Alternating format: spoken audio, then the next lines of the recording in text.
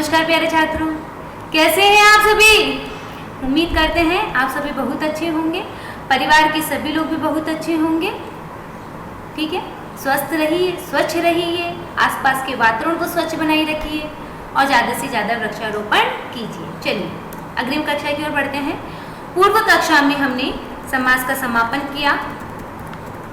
आज हम अभ्यास प्रश्न करने जा रहे हैं। चलिए, उचित विकल्प पर सही का चिन्ह लगाइए। समास होने से मिलने वाले शब्द को कहते हैं। समास होने से मिलने वाले शब्द को कहते हैं समस्त पद। और विग्रह जब होता है तब उसे कहते हैं समास विग्रह। समास के भेद कितने होते हैं? तो समास के 6 भेद होते हैं। समास के 6 भेद होते हैं। अव्ययी भाव समास, तत्पुरुष समास, कर्मधारय समास, द्वंद्व समास, द्विगु समास और बहुव्रीहि समास। पुनः वदामि शृणोतु, ध्यानेन शृण्वन्तु। अव्ययी भाव समास, तत्पुरुष समास, कर्मधारय समास, द्वंद्व समास, द्विगु समास और बहुव्रीहि समास। कर्मधारय समास का उदाहरण। कर्मधारय समास की क्या विशेषता होती है कि उसका पूर्व पद विशेषण और उत्तर पद विशेष्य होता है। विशाल क्या है? बड़ा, और वृक्ष बड़ा पेड़ या बड़ा वृक्ष, तो अर्थात विशाल क्या है? विशेषण और वृक्ष विशेषण। पंच संख्यावाची शब्द, भुजः संज्ञा, अर्थात अत्र यहाँ पर द्विगु समास है।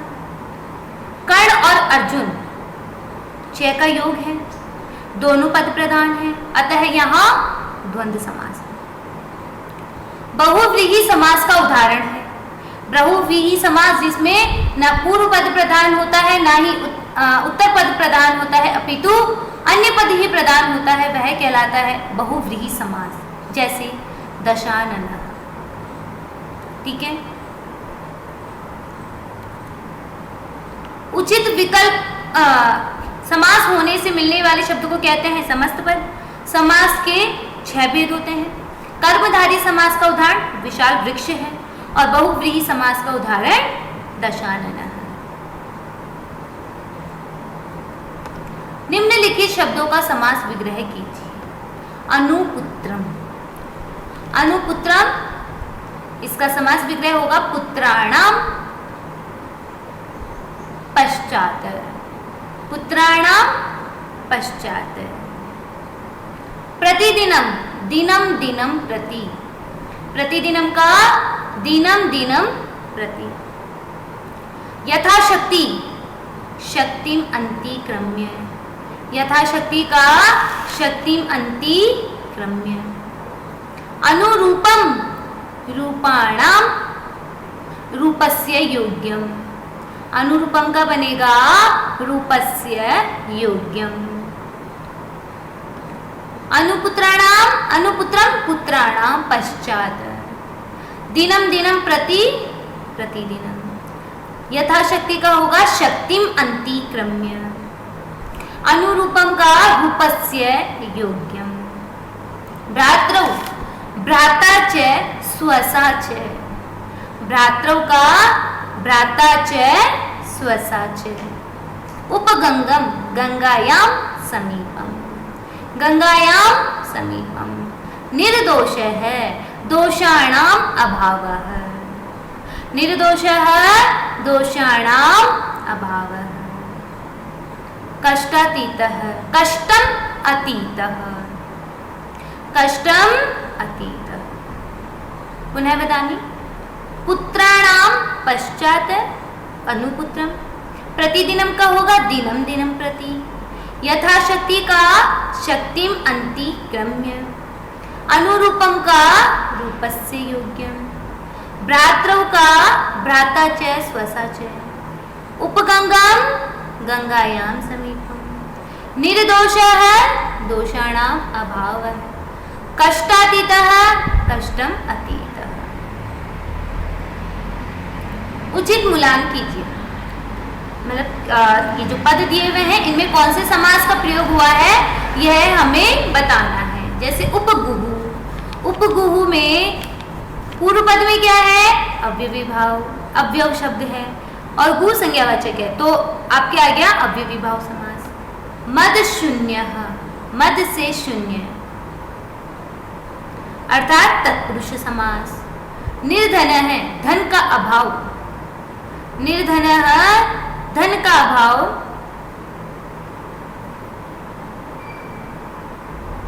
कर्मधारय समास। पंचवटी द्विगु समास, पंचवटी द्विगु समास। नीलांबरः बहुव्रीहि समास, नीलांबरः बहुव्रीहि समास। उपगुहु अव्ययी भाव समास। मदशून्य तत्पुरुष समास। निर्धनः कर्मधारय समास। पंचवटी द्विगु समास और नीलांबरः बहुव्रीहि समास। क्लियर? चलिए, समास किसे कहते हैं उदाहरण सहित लिखिए। तो हमने पढ़ा था संक्षिप्तेन समास है, जब संक्षिप्त किया जाता है वह समास कहलाता है। यथा राज्ञः पुरुषः, राजा का पुरुष अर्थात राजपुरुष है।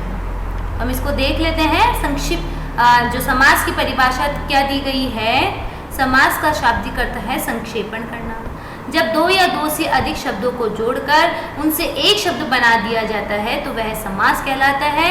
समस्त पद समास होने से मिलने वाले पूर्व, आप तो समास तक रहने दीजिए, समास कहते हैं। उदाहरण आप कोई सा भी दे लीजिए, ये लीजिए यथा कामम, कामम अंतिक्रम्य, ठीक है, समस्त पद दिया, कामम अंतिकृत्य अर्थात यथा कामम। समास की परिभाषा क्या देंगे, समास का शाब्दिक अर्थ होता है संक्षेपण करना। जब दो या दो से अधिक शब्दों को जोड़कर उनसे एक शब्द बना दिया जाता है तो वह समास कहलाता है। उदाहरण राज्ञः पुरुषः बराबर राजपुरुष है। आप चाहे तो इसको एक्सप्लेन भी कर सकते हैं। राज्ञ में षष्ठी विभक्ति का प्रयोग हुआ और विग्रह करते समय, संक्षिप्त करते समय या समस्त पद बनाते समय विभक्तियों का लोप करके राजपुरुष है, इस प्रकार रूप सिद्ध हुआ। क्लियर हो गया? कोई प्रॉब्लम नहीं। संक्षिप्त करने को ही समास कहते हैं। समास कितने प्रकार के होते हैं, नाम लिखिए। समास 6 प्रकार के होते हैं। अव्ययी भाव समास, तत्पुरुष समास, तत्पुरुष समास, अच्छा भेद उसके नीचे दिए हुए हैं। तत्पुरुष समास, कर्मधारय समास, द्वंद्व समास, द्विगु समास और अंत में बहुव्रीहि समास। तो समास के कितने प्रकार बताए गए हैं, 6। अव्ययी भाव समास की परिभाषा बताते हुए उदाहरण दीजिए। जब पूर्व पद में आपकी क्या हो, अव्यय हो, वह अव्ययी भाव समास कहलाता है। प्रायः पूर्व पदार्थ प्रधानेन अव्ययी भाव समास है। ठीक है, जहाँ पूर्व पद कैसा हो, अव्ययी वाचक हो, अव्यय युक्त हो, वह आपका अव्यय भाव समास कहलाता है। देखिए, पूर्व पदार्थ प्रधानो अव्ययी भाव है, पूर्व पदार्थ प्रधानो अव्ययी भाव है, अर्थात प्रथम पद अव्यय हो और दूसरा पद संज्ञा हो, वहाँ अव्ययी भाव समास होता है।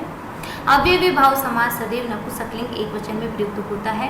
उदाहरण देंगे आप, कामम अंतिक्रम्य बराबर यथा कामम या उपवधुः बराबर वध्वाः समीपम। क्लियर हो गया? जहाँ पूर्व पद अव्यय हो और उत्तर पद संज्ञावाचक हो, वह आपका अव्ययी भाव समास कहलाता है। और अव्ययी भाव समास सदैव नपुंसकलिंग एक वचन में होता है। तत्पुरुष समास के उपभेद बताते हुए उदाहरण दीजिए।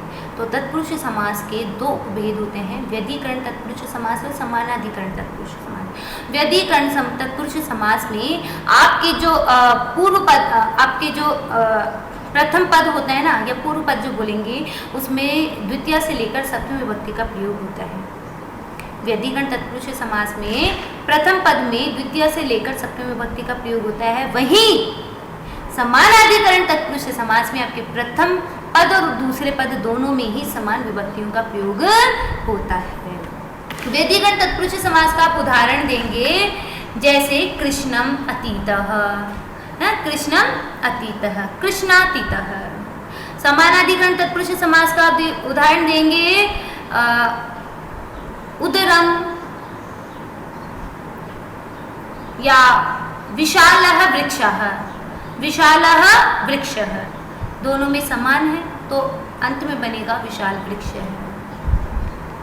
लंबम उदरम, लंबम उदरम, लंबोदरः। क्लियर? कोई प्रॉब्लम नहीं। एक बार फिर भी हम उदाहरण के साथ ऊपर ही देखेंगे। हमने समानाधिकरण तत्पुरुष समास में क्या बोला कि व्यधिगण तत्पुरुष समास में बोला जिसमें प्रथम शब्द द्वितीय से लेकर सप्तमी विभक्ति तक 6 विभक्तियों से प्रयुक्त हो, वहाँ तक व्यधिगण तत्पुरुष होता है। ठीक है, इसके उदाहरण आप यहाँ से दे दो। कृष्णम आश्रितः, यहाँ तो द्वितीय विभक्ति है, यहाँ प्रथम विभक्ति है, दोनों में अलग अलग विभक्ति है। फिर दूसरा उदाहरण दे दिया आपने, नखही भिन्न है, नखही में तृतीय विभक्ति है, भिन्न में प्रथमा विभक्ति है और रूप बना नख भिन्न है। जबकि समानाधिकरण तत्पुरुष समास जिसमें प्रथम पद व द्वितीय पद की विभक्ति समान होती है, वहाँ समानाधिकरण तत्पुरुष समास होता है। जैसे आप लेंगे लंबम प्लस उदरम बराबर लंबोदर है, कृष्णः सर्पः बराबर कृष्ण सर्पः। ठीक है, नेक्स्ट आप बोलेंगे बहुव्रीहि समास के कोई 2 उदाहरण लिखकर उनका विग्रह कीजिए। तो आपने ले लिया दशाननः, ठीक है, दशाननः ले लिया, तो आप इसका विग्रह करेंगे दश आननानि यस्य सः रावणः। नीलांबरः का ले लिया, नीलम अंबरम यस्य सः बलरामः। पीतांबरः पीतम अंबरम यस्य सः श्री कृष्णः। क्लियर हो गया? किसी को कोई प्रॉब्लम नहीं? चलिए एक बार वापस से हम अभ्यास प्रश्न का रिवीजन कर लेते हैं। तत्पुरुष पूरे पाठ का, तत्पश्चात पूरे पाठ का एक बार रिवीजन करना अनिवार्य होता है ताकि आप अच्छे से पूरा कॉन्सेप्ट आपको जो आपको छूट गया है वो क्लियर हो जाए, फटाफट हाथों में रट जाए। समास होने से मिलने वाले शब्द को समस्त पद कहते हैं। समास के कुल 6 भेद होते हैं। कर्मधारय समास का उदाहरण विशाल वृक्ष है। बहुव्रीहि समास का उदाहरण दशानन है। अनुपुत्रम पुत्राणाम पश्चात है। प्रतिदिनम दिनम दिनम प्रति, यथाशक्तिम शक्तिम अंतिक्रम्य, अनुरूपम रूपस्य योग्यम, भ्रातरौ भ्राता च स्वसा च, उपगंगम गंगायाम समीपम, निर्दोषम दोषाणाम अभावः, कष्टातीतः कष्टातीतः कष्टम अतीतः, उपगुः अव्ययीभाव समास, मध्यशून्य तत्पुरुष समास, निर्धनः कर्मधारय समास, पंचवटी द्विगु समास, नीलांबरः बहुव्रीहि समास। समास किसे कहते हैं? उदाहरण सहित लिखिए। तो जब संक्षिप्त कर दिया जाता है वह समास कहलाता है, जैसे राज्ञः समीपम। समास कितने प्रकार के होते हैं? 6 प्रकार के होते हैं। नाम लिखिए। अव्ययीभाव, तत्पुरुष, कर्मधारय, द्वंद्व, द्विगु और बहुव्रीहि। अव्ययीभाव समास की परिभाषा, जिसका पूर्व पद अव्ययुक्त तथा उत्तर पद संज्ञावाचक हो वह अव्ययीभाव समास कहलाता है और ये सदैव नपुंसकलिंग में चलता है। तत्पुरुष समास के 2 उपभेद हैं, व्यधिकरण तत्पुरुष समास और समानाधिकरण तत्पुरुष समास। व्यधिकरण तत्पुरुष समास में प्रथम पद में द्वितीय से लेकर सप्तमी विभक्ति का प्रयोग होता है, जबकि समानाधिकरण तत्पुरुष समास में प्रथम पद और द्वितीय पद दोनों में ही समान विभक्तियों का प्रयोग होता है। उदाहरण दिया, व्यधिकरण में दे दिया आपने कृष्णम अतीतः, ठीक है, बराबर कृष्णातीतः है। और इधर से समानाधिकरण का दे दिया आपने लंबम उदरम बराबर लंबोदर है। बहुव्रीहि समास के कोई 2 उदाहरण दिए। दश आननानि यस्य सः रावणः, दश आननानि यस्य सः रावणः, और नीलम अंबरम यस्य सः नीलांबरः। ठीक है, अब आ जाइए पूरे पाठ का एक बार फटाफट से रिवीजन करते हैं और आज पाठ को यहीं पे समाप्त करते हैं। समास का शाब्दिक अर्थ होता है संक्षेपण करना। जब 2 या 2 से अधिक शब्दों को जोड़कर उनसे एक शब्द बना दिया जाता है तो वह समास कहलाता है। समस्त पद समास होने से मिलने वाले शब्द को समस्त पद कहते हैं। समस्त पद 2 प्रकार के होते हैं, पूर्व पद और उत्तर पद। ठीक है, जब समस्त पद को अलग अलग कर दिया जाता है तो समास विग्रह कहलाता है। अव्ययी भाव समास में पूर्व पद प्रधान होता है, प्रथम पद अव्यय होता है, दूसरा पद संज्ञावाचक होता है, सदैव नपुंसकलिंग एक वचन में होता है। तत्पुरुष समास की बात करते हैं तो तत्पुरुष समास सदैव उत्तर पदार्थ प्रधान होता है, जहां दूसरा पद प्रधान हो। ठीक है, फिर ये दो भेद होते हैं इसके, व्यधिकरण तत्पुरुष समास और समानाधिकरण तत्पुरुष समास। व्यधिकरण तत्पुरुष समास जिसमें प्रथम शब्द द्वितीय विभक्ति से सप्तमी विभक्ति तक 6 विभक्तियों में प्रयुक्त हो उसे व्यधिकरण तत्पुरुष समास कहते हैं।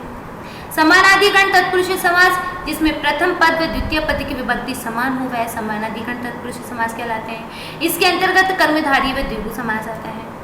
द्वितीय तत्पुरुष समास जहाँ समास का प्रथम शब्द द्वितीय विभक्ति से युक्त होता है वह द्वितीय तत्पुरुष समास कहलाता है। तृतीय तत्पुरुष समास जहाँ समास का प्रथम शब्द तृतीय विभक्ति में होता है वहाँ तृतीय तत्पुरुष समास होता है। चतुर्थी जहाँ समास का प्रथम शब्द चतुर्थी विभक्ति में होता है वहाँ चतुर्थी तत्पुरुष समास कहलाता है। जहाँ समास का प्रथम शब्द प्रथम विभक्ति में होता है वह पंचमी तत्पुरुष समास कहलाता है। जैसे चोराद वयम, चोराद में पंचमी विभक्ति का प्रयोग हुआ है। जहाँ समास का प्रथम शब्द षष्ठी विभक्ति से युक्त हो वहाँ षष्ठी तत्पुरुष होता है। जैसे सुवर्णस्य पात्रम, सुवर्णस्य में षष्ठी विभक्ति का प्रयोग हुआ प्रथम पद में। जहाँ समास का प्रथम शब्द सप्तमी विभक्ति में होता है वहाँ सप्तमी तत्पुरुष समास होता है। जैसे पात्रे में सप्तमी विभक्ति का प्रयोग हुआ है। कर्मधारय समास तत्पुरुषः समानाधिकरण कर्मधारय है, अर्थात जिसमें दोनों पदों में जब एक ही विभक्ति रहती है तब उसे कर्मधारय समास कहते हैं। इसमें प्रथम पद विशेषण और दूसरा पद विशेष्य होता है। प्रथम पद पीतम, लंबम, महान, वीरः, प्रियः, श्वेतः ये सारे विशेषण हैं। किसके विशेषण है? पीतम अंबर का विशेषण है, लंबम उदर का विशेषण है। अर्थात प्रथम पद विशेषण हो दूसरा पद विशेष्य हो वह आपका कर्मधारय समास कहलाता है। द्विगु समास संख्या पूर्व द्विगु हो, जब कर्मधारय समास में प्रथम शब्द संख्यावाची हो और दूसरा शब्द संज्ञा हो और समूह अर्थ को प्रकट करता हो उसे द्विगु समास कहते हैं। प्रथम पंचानाम, त्रयाणाम, त्रयाणाम, शतानाम ये सारे संख्यावाचक है। ग्रामाणाम, भुवनानाम, लोकानाम, अब्दानाम, मूलानाम ये सारे संज्ञावाचक है। और समाहार है समूह को प्रकट करते हैं। द्वंद्व समास चार थे द्वंद्व, अर्थात प्रयोग उभयः पदार्थ प्रधान और द्वंद्व जिस समास में दोनों पदों का अर्थ प्रदान होता है वह द्वंद्व समास कहलाता है। और इसका प्रयोग करते समय विग्रह करते समय च का प्रयोग होता है। जैसे राम लक्ष्मणम, तो रामश्च लक्ष्मणश्च, राम भी प्रधान है लक्ष्मण भी प्रधान है और दोनों का विग्रह करते समय च का प्रयोग हुआ है। बहुव्रीहि समास जिस समास में अन्य पदार्थ की प्रधानता होती है उसे बहुव्रीहि समास कहते हैं। बहुव्रीहि समास में जहाँ जिसको, जिसने, जिसका, जिसमें आदि अर्थ निकलता है। जैसे पीतम अंबरम यस्य सह श्री कृष्णः, लंबम उद्रम यस्य सह गणेशः, चक्रपाणौ यस्य सह चक्रपाणी अर्थात विष्णु। उम्मीद करते हैं आपको समास बहुत अच्छे से समझ में आया होगा। हमने बहुत संक्षिप्त में एक एक उदाहरण को पूरा अच्छे से विस्तार से समझाया है। फिर भी यदि आपको कोई समस्या हो तो आप संपर्क करें, हम अवश्य ही आपकी समस्या का समाधान करेंगे। आज की कक्षा हम यही समाप्त करते हैं। धन्यवाद।